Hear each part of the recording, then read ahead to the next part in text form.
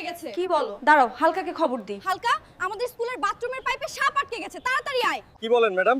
ঠিক আছে, এখনই আসতেছি। ওই স্কুলে তো আমার ক্রাশ সাদিয়াও পড়ে।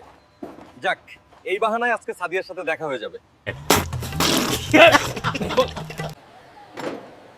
ম্যাডাম, আপনাদের স্কুলের বাথরুম কোন দিকে? ওই যে ওইদিকে। ওরে শালিরা, হ্যাঁ, স্কুলে তাইলে এসব চলে নাকি?